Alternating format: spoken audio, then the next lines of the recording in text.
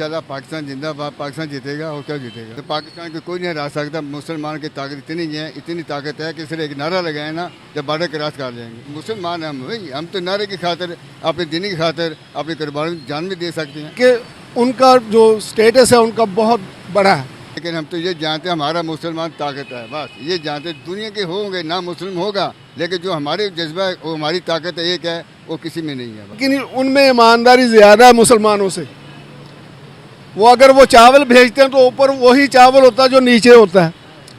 हमारा पाकिस्तान का आम जाता है, ऊपर 2 लाइनें सीधी, नीचे सारा गंदा। तो ये हमारा पाकिस्तान मुल्क तो शुरू से मांगता है, ये साफ बात है, ठीक है ना। रोटी मांगता हूँ, इससे खाता हूँ, उससे खाता हूँ, उससे मांग के खाता हूँ, मैं झूठ के बोलूँ। हेलो गाइस, मेरा नाम अनुज धीमान और आप देख रहे हैं नेशन ब्रू। पाकिस्तानी एक चाचा हैं जिनका कहना है कि भारत का जो स्कूल सिस्टम है बहुत ही अच्छा है, उसके सामने पाकिस्तान के स्कूल सिस्टम, एजुकेशन सिस्टम और मदरसा सिस्टम का कोई औकात नहीं है, कोई जो है कंपेरिजन नहीं किया जा सकता है।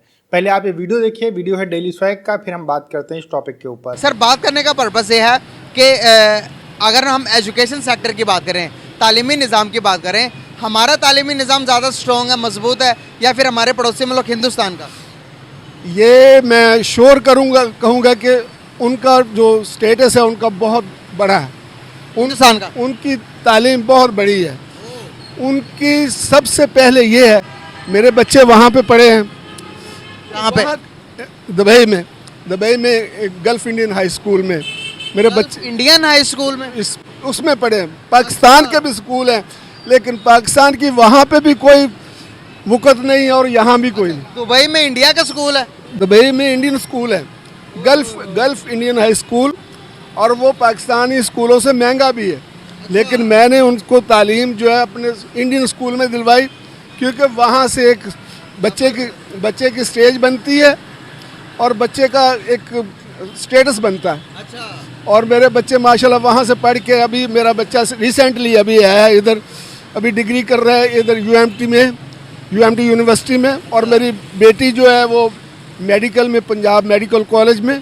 क्या वजूहत नज़र आती है आपको कि क्या इंडियंस तालीम अच्छी देते हैं? अगर वो डेवलपमेंट की तरफ जा रहे हैं, आज वो तरक्की कर रहे हैं, तो क्या उनके पीछे तालीम ही है? क्या वजूहत है? क्या कहना चाहेंगे आप? अगर वो हमसे डेवलपमेंट ज़्यादा तरक्की कर रहे हैं, तो क्या उनके पीछे तालीम है? उनकी बेटा बात यह है कि वो हैं तो दीन से दूर। हमारा दीन सच्चा दीन है, वो बेशक उनको ये भी पता है कि हमारा सच्चा दीन नहीं है, लेकिन उनमें ईमानदारी ज़्यादा है मुसलमानों से। वो अगर वो चावल भेजते हैं तो ऊपर वही चावल होता है जो नीचे होता है। हमारा पाकिस्तान का आम जाता है, ऊपर 2 लाइनें सीधी, नीचे सारा गंदा। प्याज जाता है, सब्ज़ी जाती है। आप जाकर देखें कि उनका जो स्टेटस क्या और हमारा क्या। उनकी ये पंजाबी में कहते हैं स्वाह नहीं होंगी, स्वाह वो भी विकदी है, राख वो भी विकदी है, क्योंकि वो ईमानदारी नाल भेजते हैं। बाकी जरा स्कूल की तालीम है, उन्हां वर्गी तालीम नहीं। हाँ, उनकी तालीम नहीं उन जैसी। ऐसा स्टैंडर्ड है उनका कि बच्चा अगर FA कर लिया उसने, हाई स्कूल में 12 करते, 12वीं तक है अगर बच्चा पढ़, तो पाकिस्तान का मैं कहता हूँ कि वजीर भी बच्चे के साथ इंग्लिश में बात नहीं कर सकता। अच्छा, इंडियन जो स्कूल उधर है, यहाँ का वजीर भी बात नहीं कर सकता इंग्लिश में, जो इंडियन स्कूल में तो स्टैंडर्ड है उनका। हाँ, तो स्टैंडर्ड हुआ ना। और वहाँ पे जाके देखें, जिसकी इंडिया की डिग्री है उसी वक्त उसको जॉब मिलती है। अच्छा। और पाकिस्तान से लिया हुआ पहले तो हमारे वहाँ पे अटेस्टेड करने में मुश्किल बहुत है। कल्ला के मुल्कों में आपने पाकिस्तानी भी होंगे, इंडियंस भी होंगे, उसके बाद अब दूसरे मुल्कों के भी लोग होंगे। रिस्पेक्ट, इज्जत किसकी ज़्यादा है? मेरा बेटा, जो बच्चे हैं वहाँ के स्कूल के, यहाँ के गालियाँ देते हैं, गलोच करते हैं छोटे छोटे बच्चे। कभी बोलता मुझे चुटकियाँ काटते, कभी। वहाँ पे ये नहीं है।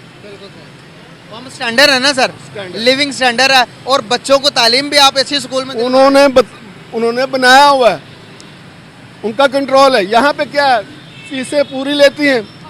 आप टीचर देखें, टीचर कहीं बैठा हुआ है, बच्चे कहाँ खेल रहे हैं, क्या कर रहे हैं, क्या हमारा क्या तालीमी मैयार है। बिल्कुल सही। मैंने आपसे सवाल पूछा था, आप दुबई में कितना अरसा गुजार के आए हैं? मुझे 40 साल हैं और अभी भी मैं उधर ही हूँ।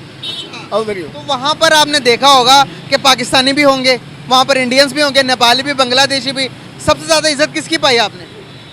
इज्जत सबकी है, हमारी भी इज्जत कम नहीं है इंडियन से, लेकिन जो स्कोप है इंडिया का है, हमारा उनका क्या काम है? गोल्ड का काम है, प्रॉपर्टी का काम है। मतलब बड़े काम उन्होंने संभाले। हमारा काम क्या है? हमारे पाकिस्तानियों का लकड़ी का काम है, मजदूरी सालून है। क्यों है ये तालीम? इंडियंस के वर्कर हैं वहाँ पे। हर आदमी जो है, हम उनसे पीछे क्यों है? हमारा स्टैंडर्ड नहीं है। अगर हमारा एजुकेशन सेक्टर के ऊपर मुकाबला हो जाए हिंदुस्तान के साथ, तो क्या लगता है कि कौन सा मुल्क जीतेंगे? हम जीतेंगे या फिर हिंदुस्तान जीतेगा? इंशाल्लाह पाकिस्तान जिंदाबाद, पाकिस्तान जीतेगा और क्या जीतेगा। सर वो तो कहते हैं कि तालीम में हम जीतेंगे आपसे। नहीं, वो झूठ बोल रहे हैं। जो पाकिस्तान को कोई नहीं हरा सकता। मुसलमान की ताकत इतनी ताकत है कि सिर्फ एक नारा लगाए ना, जब बॉर्डर क्रॉस कर जाएंगे। अच्छा, एक नारा लगा के हम बॉर्डर क्रॉस कर देंगे? जी इंशाल्लाह। तो उससे क्या होगा? इनसे ये होगा कि जज्बात है ना, हमारी जज्बात है ना मुसलमानों की, और क्या है। अच्छा, मतलब जज्बात से क्या होता है? जज्बात है, जो तो जोश देता है खून। ये मुसलमान है हम भाई, हम तो नारे की खातिर, अपने दीनी की खातिर, अपनी कुर्बानी जान भी दे सकते हैं। क्या नारा लगाने से रोटी खा सकते हैं? रोटी क्या खाने, रोटी तो मिलती नहीं। रोटी वाली बात है, ये झूठ है। सही होगा।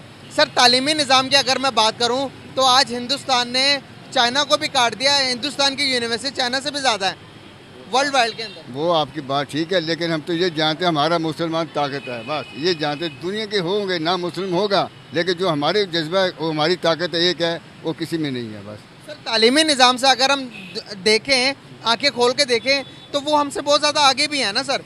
अगर हमारे तालीमी निज़ाम अच्छा होता तो हम तरक्की ना कर लेते। ये तो बात ठीक है आपकी। हमारे जो छोटे बच्चे हैं वो तो बिल्कुल बेकार हो गए हैं, ना पढ़ रहे हैं ना लिख रहे हैं, कुछ नहीं हो रहा है। जो मुल्क के हालात हैं, कोई बच्चा नहीं पढ़ रहा, सारे आवारागर्दी और बहुत पीछे मुल्क। इस बारे में तो मुल्क हमारा पीछे चला जाए। फिर हम उनका मुकाबला किस तरह से करेंगे पीछे? वो तो एक बात है ना, वो तो जंग की है ना। जंग की बात करेंगे तो जंग में इंशाल्लाह बच्चे नहीं लड़ेंगे, हम ही लड़ेंगे ना। फौजी लड़ेंगे, बॉर्डर पे लड़ेंगे, हम लड़ेंगे, वो तो हमारा जज्बा है। लेकिन वो तो बात आ गई दीन की, पढ़ाई की।